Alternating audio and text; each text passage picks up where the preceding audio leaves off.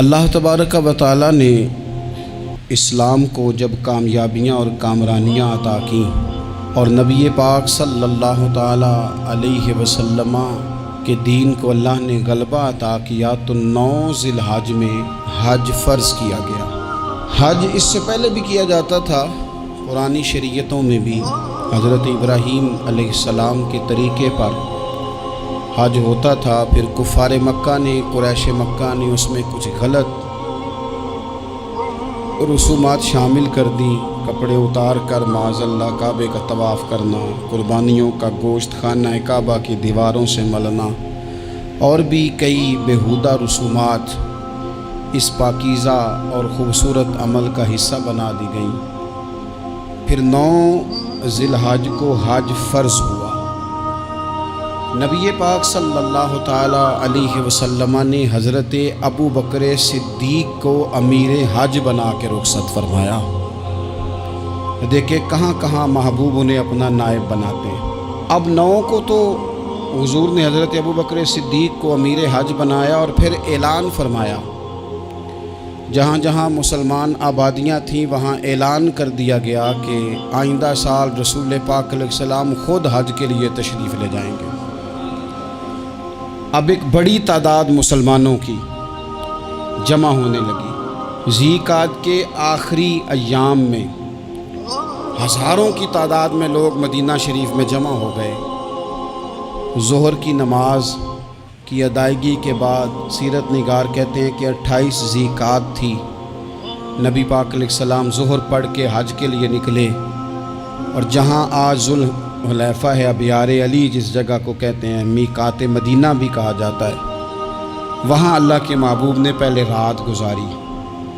وہیں پہ نبی پاک صلی اللہ تعالی علیہ وسلم نے احرام باندھا، حضور تشریف لے گئے۔ یہ حج قران تھا۔ نبی پاک صلی اللہ تعالی علیہ وآلہ وسلم کے ساتھ اس طرح لوگ امڈ کے آئے، جہاں جہاں سے لوگ تھے مسلمان وہ سارے جمع ہوئے حضور کے ساتھ اللہ کی بارگاہ میں حاضر ہونے کے لیے۔ 1,40,000 صحابہ، یہ ایک ہی دفعہ صحابہ کا اتنا بڑا مجمع جمع ہوا ہے، ایک ہی دفعہ۔ اور حضور علیہ السلام کی خواہش تھی کہ یہ سارے لوگ وہاں پہنچے۔ محبوب کریم علیہ السلام 4 ذی الحج کو حضور علیہ السلام نے طواف کیا، صفا مروہ کیا، احرام نہیں کھولا، قربانیاں ساتھ تھیں، چونکہ یہ حج قران تھا۔ اللہ کے رسول صلی اللہ تعالی علیہ وآلہ وسلم نے پھر 8 ذی الحج کو ظہر کی نماز جا کے منا کے میدان میں ادا کی۔ 9 ذی الحج کو مسجد نمرہ کے پاس کوہ صبیر پر جب سورج کی کرنیں چمکیں، قربان جائیں کیا نظارہ ہوگا۔ لبیک لبیک کی صدا آ رہی ہے، دیکھ کون رہے ہیں؟ مدینے والے محبوب صلی اللہ علیہ وسلم۔ حضور اس لشکر حسن کو لے کر، اس نور بھرے قافلے کو لے کے، یہ کون ہیں جو حضور کے ساتھ سارے نکلے ہیں؟ یہ کون ہیں سارے؟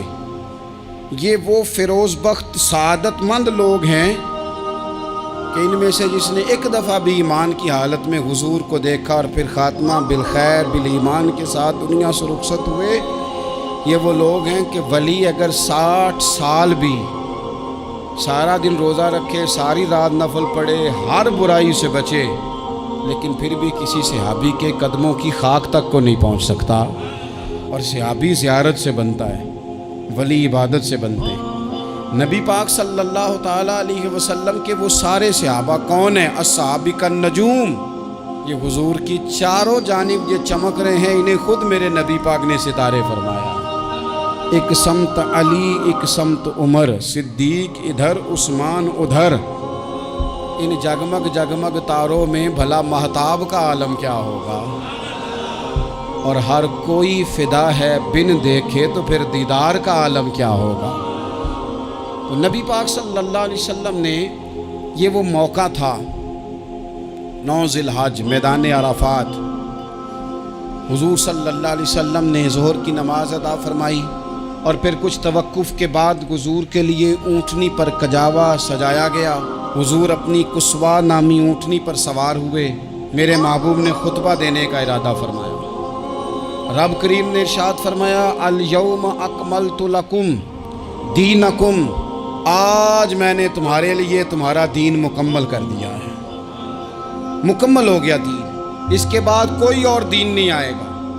اس آیت نے بتا دیا کہ حضور آخری نبی ہیں، دین مکمل ہو گیا، اب کسی اور پیغمبر کی، رسول کی، دین کی، کتاب کی ضرورت باقی، آج میں نے تمہارے لیے تمہارا دین مکمل کر دیا۔ اور کیا خوبصورت لفظ ہیں قرآن پاک میں، فرمایا وَأَتْمَمْتُ عَلَيْكُمْ نِعْمَتِي، اور آج میں نے تم پر اپنی نعمتیں تمام کر دی ہیں، نعمتیں مکمل کر دی۔ وَرَضِيتُ لَكُمُ الْإِسْلَامَ دِينًا، اور اللہ فرماتے ہیں میں نے تمہارے لیے دین اسلام کو پسند کیا ہے، یہ میری رضا ہے، یہ دین اسلام تمہارے لیے پسند کیا ہے۔ کوئی بندہ ساری زندگی مخلوق کی خدمت کرے، ساری زندگی رستوں سے کانٹے اٹھائے، ساری زندگی خیر کا کام کرے، کسی کو تکلیف نہ دے، لیکن اگر مسلمان نہیں نا، اگر کلمہ نہیں نہ پڑھتا، تو اس کی ساری عمر کی خیر بھی کسی کام کی نہیں۔ اس لیے کہ رب فرماتا ہے جڑ دین اسلام ہے، جڑ ہوگی تو پھر شاخیں قبول کی جائیں گی نا، تو اگر جڑ ہی سرے سے نہیں ہے تو خیر کرنے کا معنی، کچھ لوگ کفار کی، مشرکین کی تعریف کرتے ہیں کہ جناب بلے بلے اتنے ویلفیئر کام ہو رہے ہیں، تو یاد رکھو سب سے ضروری جڑ ہے۔ قرآن پاک میں رب تعالیٰ نے منافقین، مشرکین اور کفار کے اعمال کی بنیاد اس طرح کی بتائی ہے کہ جس طرح پتھر پر تھوڑی گرد پڑ جائے، ذرا ہوا کا جھونکا ہے یا بارش آئے تو پتھر صاف کا صاف ہو جاتا ہے، ان کے اعمال اس طرح کے ہیں۔ اس خیر کا کیا مطلب کہ جس خیر میں ایمان ہی شامل نہیں؟ جب تک بندہ مومن نہ ہو اس کا کوئی عمل بھی اللہ کی بارگاہ میں قابل قبول نہیں ہوتا۔ یہ آیت نازل ہو گئی، فرمایا دین مکمل ہو گیا۔ او میرے بھائیو، خدا را سوچو، کوئی شے مکمل نہیں دنیا میں، کوئی شے بھی، کروڑوں کا مکان بنا لو پھر بھی کوئی نہ کوئی نقص نکل ہی آتا ہے، کوئی دنیا میں شے مکمل ہے ہی نہیں۔ اگر کچھ شے مکمل ہے تو وہ مدینے والے رسول کا دین مکمل ہے، مکمل۔ جب ہم کہتے ہیں نا مکمل دین تو لوگ سمجھتے ہیں تو شاید سادی سی بات ہے، یہ وہ والی بات ہے جو دنیا میں کہیں نہیں پائی جاتی۔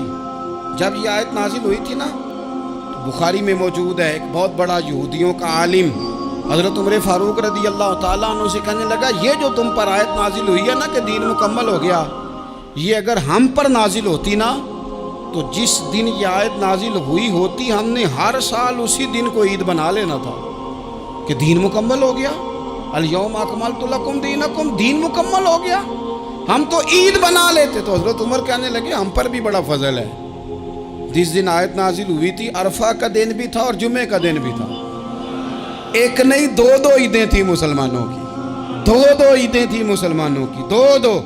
عزیز بھائی، دین مکمل اللہ نے دیا۔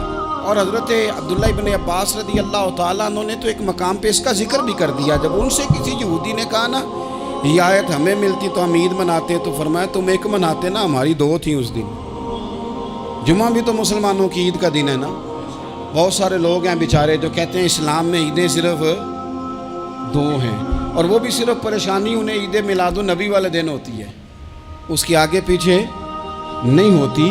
حالانکہ نبی پاک علیہ السلام نے کہا ہر جمعہ بھی عید ہے، خود حضور نے فرمایا، لیکن وہ اڑ جاتے ہیں کہ نہیں عیدیں صرف دو ہی ہیں۔ بھائی آپ یہ کہہ سکتے ہیں کہ اسلام کی معروف عیدیں دو ہیں، اپنے معنی اور مفہوم کے لحاظ سے جس کو یوم عید کہا جائے وہ عیدیں دو ہیں۔ نبی پاک صلی اللہ تعالیٰ علیہ وسلم نے میدان عرفات میں خطبہ دیا۔ یہ جو واعظ و نصیحت ہے نا، خطبہ، تقریر، یہ دنیا کر رہی ہے، کرتی رہے گی، کرتی چلی آئے گی، اور اس کو میرے نبی پاک علیہ السلام نے پسند فرمایا۔ خیر کی بات کرنے والے کو حضور نے دعا دی، محبوب فرمانے لگے اللہ جو میری حدیثیں یاد کر کے آگے پہنچائے اس کے چہرے کو تر و تازہ رکھنا۔ یہ ابلاغ دین بہت بڑی بات ہے اگر کوئی خلوص نیت سے کرے، لیکن کائنات ارضی میں وہ جو حضور کا خطبہ حجۃ الوداع ہے، وہ دستور ہے، وہ منشور ہے۔ انسانی حقوق پر اس سے بڑا چارٹر نہ پہلے کبھی تھا، نہ قیامت تک دوبارہ بن سکتا ہے۔